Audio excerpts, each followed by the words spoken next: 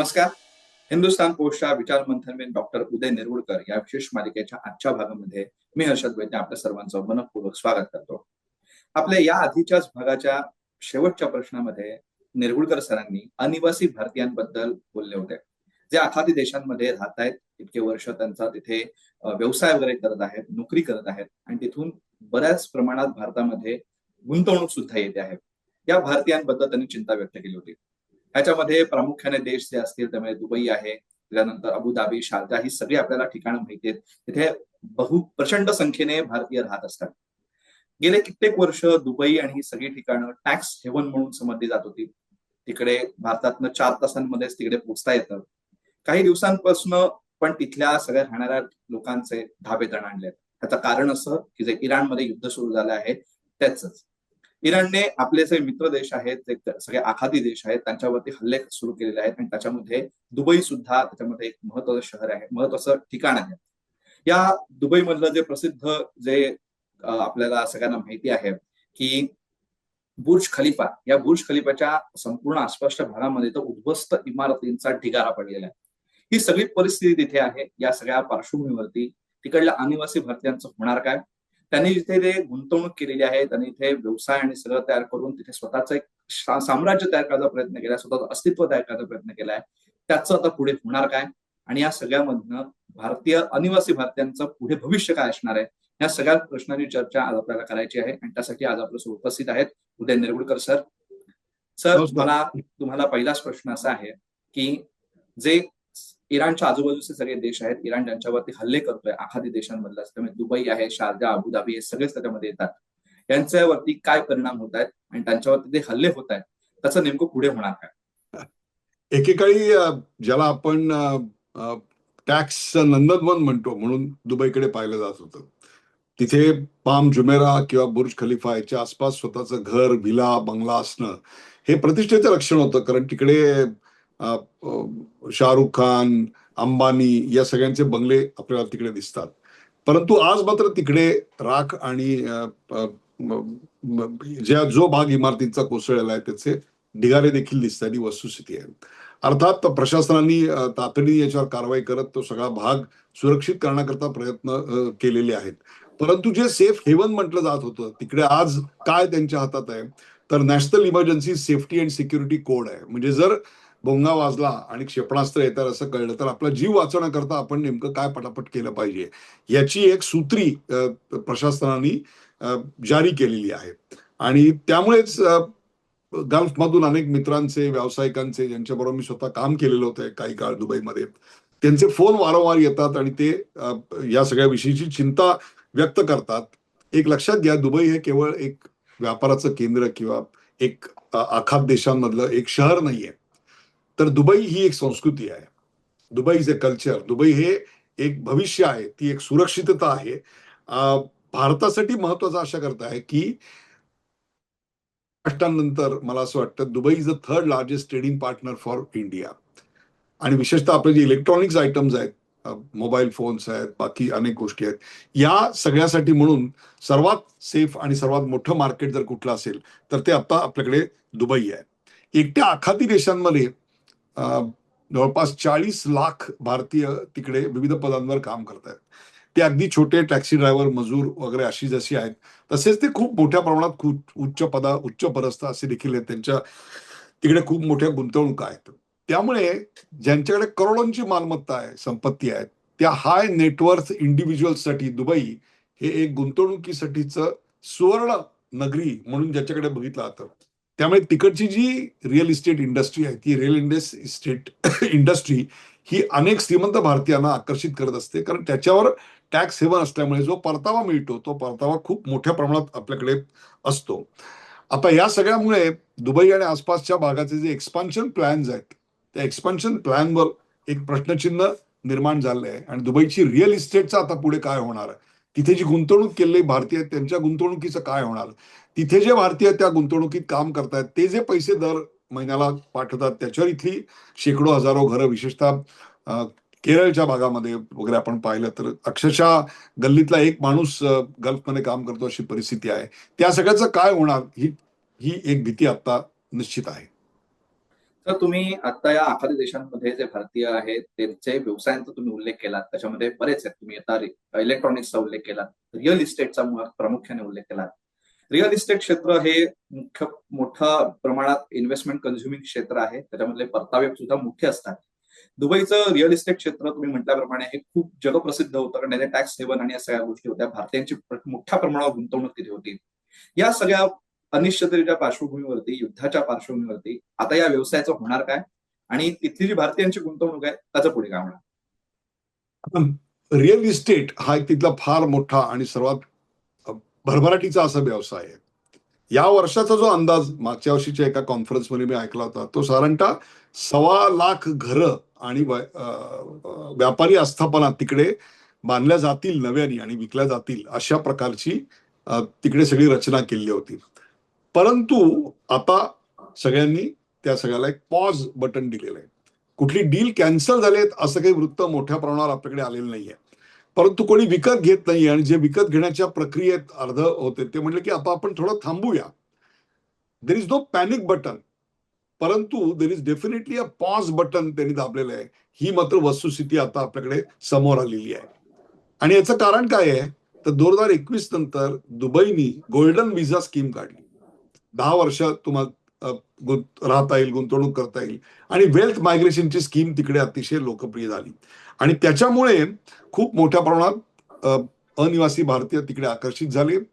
अनेक आपले चित्रपट तारे तारका जे आपल्या इथे चित्रपटात काम करताना दिसतात ते देखील दुबईचे रहिवासी आहेत, नागरिक आहेत, आणि 4 तासावरच आहे. त्यामुळे सहज तुम्ही जाऊन सकाळी जाऊन 1 दिवसात काम करून परत येऊ शकता, अशा प्रकारची एक गोष्ट आहे.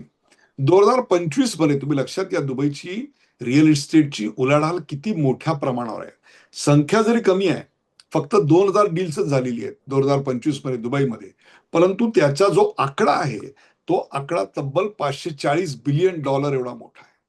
$540 मिलियन इतका प्रचंड मोठ्या संख्येची डील्स तिकडे झालेली आहे. आणि याच्यातली सर्वात जास्त खरेदीदार कोण आहेत तर 25% खरेदीदार हे भारतीय वंशाचे भारतीय आहेत. आज त्यांच्या ज्या सेंटिमेंट्स आहेत, भावना आहेत, त्या भावना आपण काही तिकडे आक्रमकरित्या गुंतवणूक करावी अशा काही त्यांच्या आता भावना नाही आहेत. त्यामुळे त्यांनी everything is put on hold ज्याला आपण म्हणतो तसं आहे. जरी असंच युद्ध 2-3 महिने चालू राहिलं तर मात्र ही भावना एक ज्याला रुजेल आपण म्हणतो, आणि मग त्यातून या सगळ्यामध्ये एक प्रचंड मोठं उलथापालथ होईल, करेक्शन होईल. करेक्शन हा अतिशय माइल्ड शब्द आहे, परंतु एक मोठी उलथापालथ या सगळ्यातनं होईल. आणि याचा एक खूप मोठा परिणाम अनिवासी भारतीयांच्या तिथल्या रिअल इस्टेट मधल्या गुंतवणुकीवर आणि तिथल्या सगळ्या खरेदी विक्रीवर होणार, यात काही शंका नाही. तीच गोष्ट अबुधाबीची आहे, तीच गोष्ट रियादची आहे, आणि तीच गोष्ट शारजाची आहे. अबुधाबीला जर एक 2 BHK फ्लॅट तुम्हाला समजा ₹100 मिळत असेल तर याच्यापेक्षा 30% किमतीत तुम्हाला तो शारजाला मिळतो. याचं कारण दुबईची लाईफस्टाईल, तिथे मिळणाऱ्या सर्व्हिसेस, त्यातली आकर्षकता वगैरे हा सगळा भाग आहे त्याच्यामध्ये. अबुधाबी पण तसंच आहे. तुम्हाला दुबई इतकं महाग नाही, परंतु तरी देखील शारजापेक्षा थोडं श्रीमंत असं मधल्याचं एक गाव आहे. तर ही परिस्थिती आता तिकडे आहे. तर तुम्ही आता संपूर्ण जे विवेचन केलं त्यातनं मला 2 प्रश्न पडत आहेत जे प्रेक्षकांच्याही मनात असतील. पहिला प्रश्न म्हणजे की आता हे युद्ध अजूनही किती काळ चालेल काहीच कल्पना नाही. ह्याच्यातनं रिझल्ट काय येणार आहेत, किती विध्वंस झालेला असेल, तो विध्वंस भरून काढण्यासाठी किती वर्ष जातील हेही आपल्याला माहिती नाही. पण जी आखाती देशांमध्ये भारतीय आहेत त्यांनी जी इथे गुंतवणूक केलेली आहे, ते त्यांनी संपूर्ण व्यवसाय साम्राज्य तयार केलेलं आहे, ते सगळं फुकट जाणार का, ते सगळं वाया जाणार का, हा एक पहिला प्रश्न. आणि दुसरं म्हणजे तुम्ही मगाशी केरळ सारख्या राज्याचा उल्लेख केला की ज्यांच्यामध्ये गल्लोगल्ली प्रत्येक माणूस या आखाती देशांमध्ये काम करतोय, एकतरी माणूस त्याच्यामध्ये काम करतोय, आणि त्यांची अर्थव्यवस्था प्रामुख्याने तिकडनं येणाऱ्या पैशांवरती अवलंबून असते. अशा जी भारतातली जी ठिकाणं आहेत या भारतात तिकडनं जी गुंतवणूक येते त्याचा भारतावरती काय परिणाम होईल, या 2 गोष्टी. खूप चांगला तुम्ही प्रश्न विचारला, कारण आपला जो आयात आहे भारताची ती साधारणतः $63 बिलियन आहे, आणि जी निर्यात आहे ती $37 बिलियन आहे. आणि तो एक फार मोठा ट्रेड पार्टनर आहे आपल्या विकासामध्ये आणि दुबईच्या विकासामध्ये भारताचा फार मोठा, आणि भारतीय मजदूरांचा घाम तिथे त्या आखाताच्या वाळवंटामध्ये पडलेला आपल्याला दिसतो. आता आज काय परिस्थिती आहे तर दुबईचं स्टॉक एक्सचेंज कोसळलेलं आहे. अनेक महत्वाचे दुबईतल्या स्थित कंपन्यांचे जे शेअर्स आहेत ते कोसळलेले आहेत. होप की युद्ध सप्ताक्षणी पुन्हा त्याच्यामध्ये एक आपल्याला उछाल दिसेल. तसं नाही झालं तर मला असं वाटतं की दुबई ही एवढी श्रीमंत आहे की संपूर्ण शेअर मार्केट वरती खेचता येईल इतकी परिस्थिती त्यांच्याकडे आता सक्षम आहे. सरकारी फंड ते ओतून ते मार्केट पेलून धरतील अशा प्रकारची आहे. दुसरी गोष्ट, दुबईचं जे बजेट आहे ना, असं बजेट आपल्याला पाहायची सवय राहिलेली नाही. करायचं कारण ते फिस्कल सरप्लस आहे. आपल्याकडे नेहमी तुटीचा अर्थसंकल्प सादर केला जातो. तिकडे तो जो अर्थसंकल्प आहे तो ज्याला आपण काय म्हणू, सरप्लस प्रॉफिट, खर्चापेक्षा जमा जास्त असा एक आहे. आणि त्यांच्याकडे जीडीपीचा जो रेशो वाढ आहे ही सगळंच एक आकर्षक वाटावं अशी परिस्थिती आहे. आणि त्यामुळे उद्या जर तिकडे एखाद्या गोष्टीचा तुटवडा त्यांना जाणवायला लागला तर दुबई इतकी श्रीमंत आहे तुम्हाला मी सांगतो की समुद्रमार्गे येत नाही म्हटल्यानंतर ते चक्क विमानं चार्टर्ड पाठवून भारतातनं तो माल उचलून आणू शकतात, इतकी श्रीमंती त्यांच्याकडे आहे. त्यामुळे युक्रेन सारखं हे युद्ध जर 3-4 वर्ष चाललं तर काही परिस्थिती भीषण एक निर्माण होऊ शकते. परंतु आता जो खड्डा पडलाय तो सुद्धा भरून काढायला त्यांना किमान 2 ते 3 तिमाहीचा काळ जावा लागेल. कारण दुबईतलं टुरिझम हा एक फार मोठा व्यवसाय आहे आणि तोच टुरिझम आता त्याला मोठा फटका बसलेला आहे. दुबईला त्यांनी financial nerve centre of Asia और वर्ल्ड असं जे एक पोझिशनिंग करत होते त्याला एक खूप मोठा फटका बसलेला आहे. भारताचा इलेक्ट्रॉनिक एक्सपोर्ट तिकडे खूप मोठ्या प्रमाणात व्हायचा. जे आता मोबाईल आपण वापरतो त्या मोबाईलचा पहिल्या 9 महिन्याचा जो सेल आहे तो $4.1 मिलियन आहे. आणि आत्ताचा जो सेल आहे तो प्रचंड खाली कोसळलेला आपल्याला दिसतो. अर्थात हे सगळं टेम्पररी आहे हे आपल्यालाही माहिती आहे. परंतु आत्ता जी परिस्थिती आहे, आत्ताचा स्नॅपशॉट जर काढला तर आपल्याला असं दिसतं की परिस्थिती बिकट होण्याकडे चाललेली आहे. आपल्या भारतात जे अनिवासी भारतीय आपल्या घरी पैसे पाठवतात त्यातला सर्वात जास्त वाटा हा अमेरिकेचा आहे.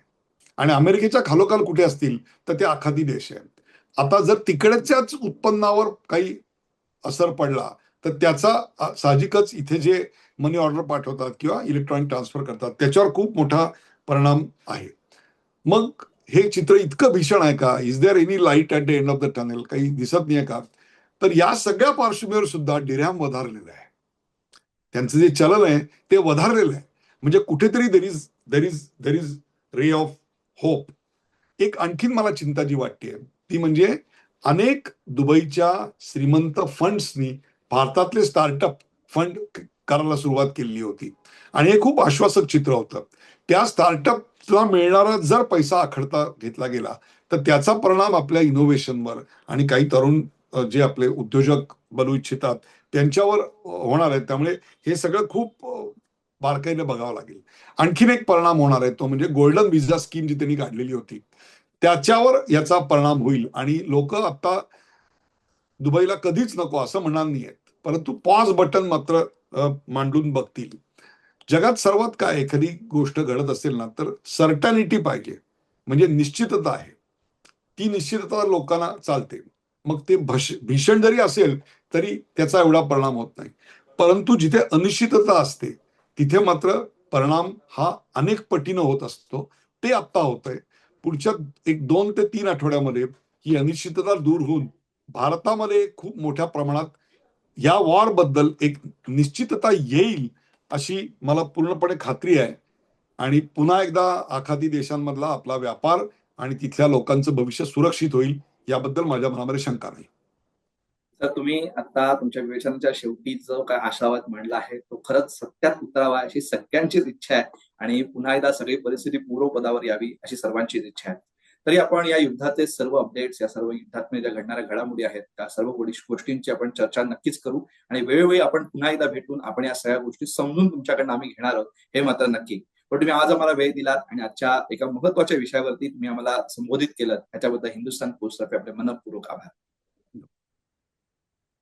तर आजची चर्चा ही आदिवासी भारतीयांबद्दल होती. तिकडे जे राहणारे आपलेच सगळे भारतीय मित्रमंडळी, आपले सगळे भाऊबंध तिकडे आहेत, त्यांचीच चिंता करणार आहे, त्यांच्या सगळ्या स्थितीचं विश्लेषण करणार आहे, त्यांच्या याच्यामध्ये स्थितीमध्ये कशा पद्धतीने आशावादी फरक पडू शकतो ह्याची चर्चा आज आपण केली आणि तो आशावाद आपण बोलून दाखवला, तो सत्यात उतरावा अशी सगळ्यांचीच अपेक्षा आहे. आपल्या ह्याच्याबद्दलचं मत काय हे आम्हाला कमेंट बॉक्समध्ये नक्की सांगा आणि असेच माहितीपूर्ण व्हिडिओज बघण्यासाठी हिंदुस्थान पोस्ट युट्यूब चॅनलला सबस्क्राईब करा आणि फेसबुक पेजला लाईक फॉलो करायला विसरू नका. धन्यवाद.